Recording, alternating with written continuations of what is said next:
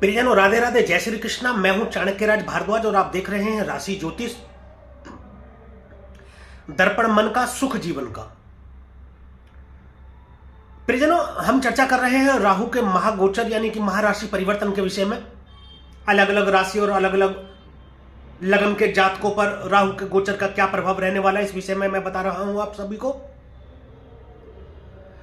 तो प्रियजनों, राहु का जो महाराशि परिवर्तन हुआ है वह हुआ है 30 अक्टूबर सन 2023 को शाम को 4:37 पर राहु देव ने मेष से निकलकर और मीन राशि में प्रवेश किया है और आगामी 18 महीनों तक यहीं पर गोचर करने वाले यानी कि यहीं पर विराजमान रहेंगे राहु देव। प्रियजनों, राहु एक राशि में 18 महीने का समय व्यतीत करते हैं और हमेशा ही वक्र अवस्था में रहते हैं। उल्टी चाल चलते हैं, इसीलिए उल्टी चाल चलते हुए मेष से निकलकर और मीन राशि में प्रवेश किया है। तो प्रियजनों, क्या रहेगा राहु के गोचर का प्रभाव, यह मैं बता रहा हूं सभी लग्न और सभी राशि के जातकों पर।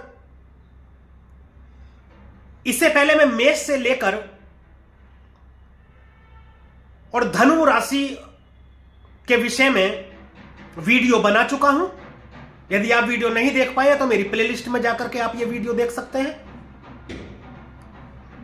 इस विषय को आगे बढ़ाते हुए आज हम चर्चा करने वाले हैं मकर राशि की। प्रियजनों, मैं बताऊंगा मकर राशि के विषय में राहु के गोचर का प्रभाव। तो रखिएगा नजर अपनी मोबाइल की स्क्रीन पर, क्योंकि देने वाला हूं मैं बहुत बड़ी खबर आपको। बने रहिएगा मेरे साथ अंत तक वीडियो में, कहीं मत जाइएगा प्रियजनों, क्योंकि मैं बताऊंगा मकर राशि और मकर लग्न के जातकों पर राहु के गोचर का प्रभाव आगामी 18 महीनों तक कैसा रहने वाला है। विस्तार से चर्चा करेंगे इस विषय में, लेकिन उससे पहले यह जानना बहुत आवश्यक कि यदि आपकी जन्म कुंडली में जिस घर या भाव में चंद्रमा विराजमान यानी चंद्रमा बैठे हैं वहां पर 10 नंबर लिखा हुआ है तो आपकी राशि मकर बनती है और यह वीडियो आपके लिए है। यदि आपकी जन्म कुंडली के पहले घर या पहले भाव में 10 नंबर लिखा हुआ है तो आपकी लग्न मकर बनती है और यह वीडियो आपके लिए है।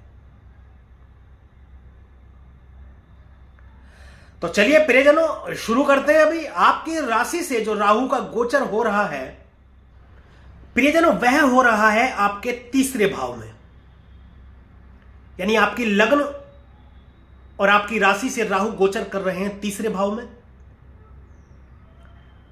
तीसरा भाव छोटे भाई बहन का भाव है, मीडिया का है, कम्युनिकेशन का है। कम्युनिकेशन मतलब कि आपसी वार्तालाप, दो या दो से ज्यादा लोग जब आपस में वार्तालाप करें तो कम्युनिकेशन। ये तीसरे घर से देखते हैं। अति उत्तम सर्वोत्तम फल प्रदान करेंगे राहु यहां पर बैठकर मकर राशि वालों के लिए। आगामी 18 महीने बहुत जबरदस्त रहने वाले, प्रसन्न हो जाइए। एक मुहावरे में कहें तो मिट्टी छुएंगे तो सोना बन जाएगी। ऐसे रहने वाले आने वाले 18 महीने। दुश्मन आपके सामने ढेर होते नजर आएंगे, आपका कुछ नहीं बिगाड़ पाएंगे। कुछ ऐसे शत्रु जो आपके सामने तो मीठे बने रहेंगे, आपके हित की बात करेंगे, लेकिन आपके पीछे आपसे शत्रुता निभाएंगे। यदि आपसे कोई शत्रुता करेगा तो वो अपने ही में उलझ जाएगा, आपका कुछ नहीं बिगाड़ पाएगा। मान मर्यादा में उच्चता प्रदान करेंगे आपको। ज्योतिष की तरफ आपका रुझान हो सकता है प्रियजनों।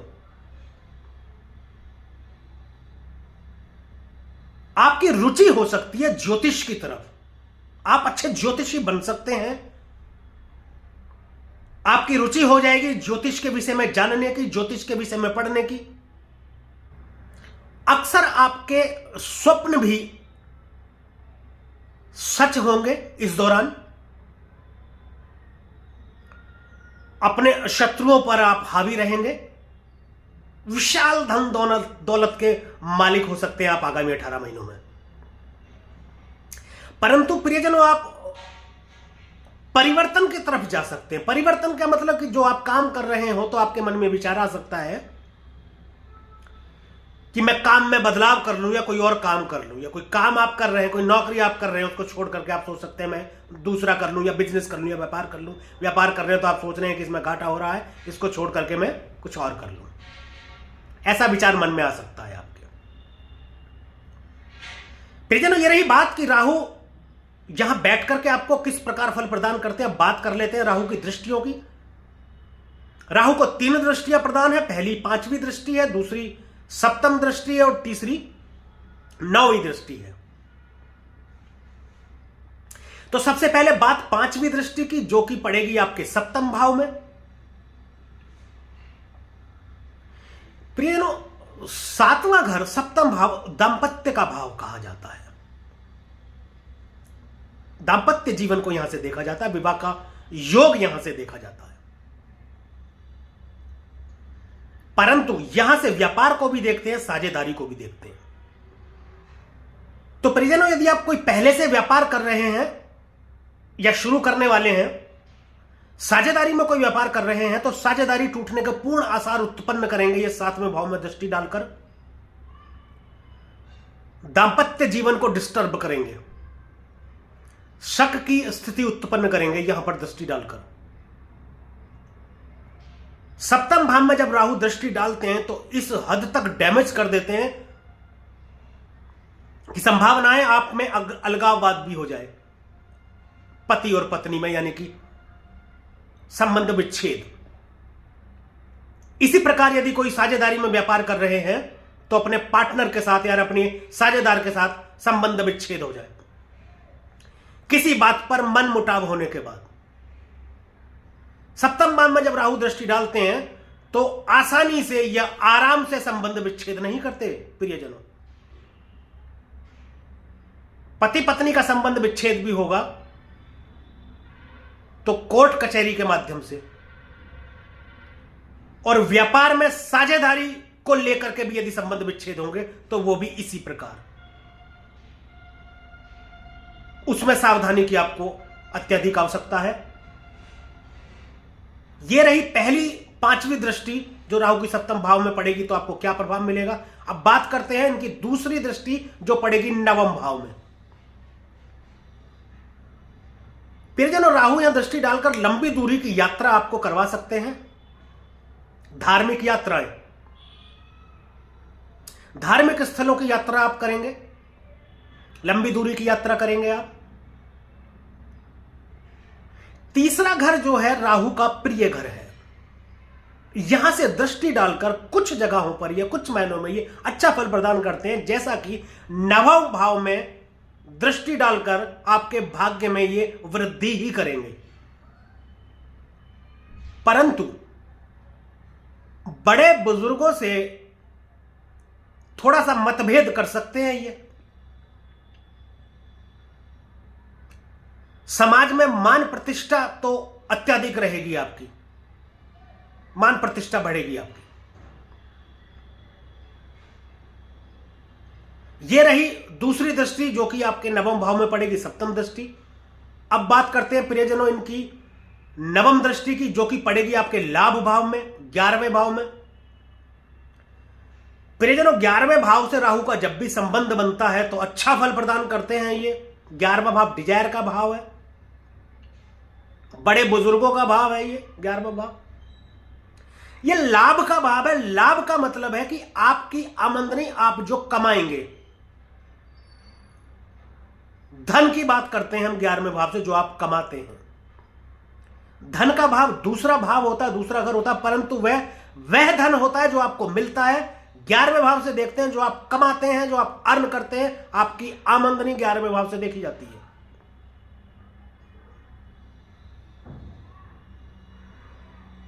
अचानक से परिवर्तन कर देंगे ये आपके कार्य में। राहु परिवर्तन के लिए जाने जाते हैं। कुल मिलाकर मकर राशि और मकर लग्न के जातकों पर राहु का प्रभाव अच्छा रहने वाला है। देखिए 19-20 सभी में होता है। सर्वोत्तम जन्म कुंडली कभी किसी की नहीं रही, जिसकी जीवन में शुरू से लेकर आखिर तक सुख ही सुख हो, चाहे वह भगवान श्री कृष्ण की कुंडली रही हो, चाहे वह जन्म कुंडली भगवान श्री राम की रही हो। दुख सुख जीवन का संगम है प्रियजनों। दुख जाए सुख आए, सुख जाए तो दुख आए।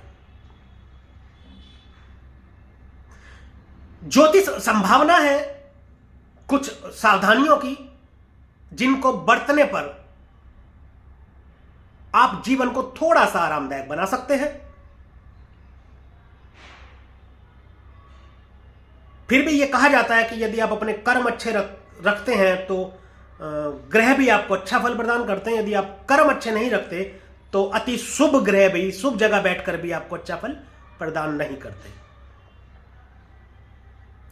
तो प्रियजनों, ये रहा मकर राशि और मकर लग्न के जातकों पर राहु के गोचर का प्रभाव क्या रहने वाला है आगामी 18 महीनों तक। अब बात कर लेते हैं कुछ उपायों की, सरल उपायों की, जिनको करके आप राहु की अशुभता को काफी हद तक शुभ कर पाएंगे और राहु की शुभता को काफी हद तक और शुभ कर पाएंगे। सर्वप्रथम आपको कहा जाता है हनुमान जी की आराधना के लिए। परिजनों, हनुमान जी की आराधना के साथ आपको शनि की आराधना करनी है, क्योंकि आपके ऊपर 7.5 चल रही है। आपकी राशि के स्वामी भी शनिदेव है। प्रत्येक मंगलवार आप हनुमान जी के मंदिर जाइए, वहां प्रसाद चढ़ाइए, कुछ लोगों को वितरित कीजिए और प्रसाद को घर लेकर के आइए। फिर घर में भी अपने परिवारजनों को वो प्रसाद दें। और प्रत्येक शनिवार शनिदेव के मंदिर जाइए, वहां भी आप प्रसाद चढ़ाएं और वहां लोगों में वितरित करें, परंतु शनिदेव के मंदिर से प्रसाद को घर नहीं लाएं। कुछ खुद ग्रहण कर लें और कुछ वहीं पर लोगों में प्रसाद को वितरित कर दें। अत्यंत लाभकारी आपके लिए रहेगा। माता का सम्मान करें, हो सके तो रोजाना माता के चरण स्पर्श करें, क्योंकि चंद्रमा जब मजबूत होता है तो राहु अच्छा फल प्रदान करता है। चंद्रमा को माता कहा जाता है।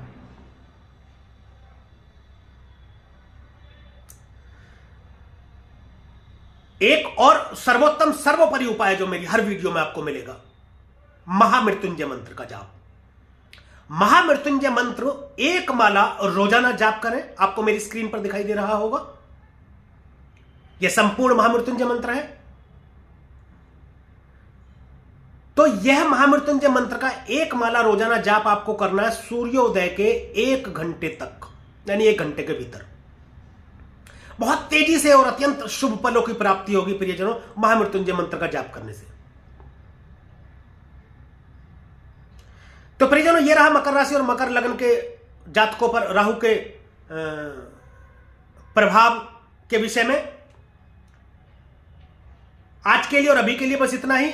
अगली और एक वीडियो में हम बात करेंगे, चर्चा करेंगे विस्तार से राहु के गोचर के प्रभाव के विषय में, राहु के राशि परिवर्तन के प्रभाव के विषय में। तब तक के लिए परिजनों राधे राधे, जय श्री कृष्णा। और आप देखते रहिए राशि ज्योतिष दर्पण मन का, सुख जीवन का।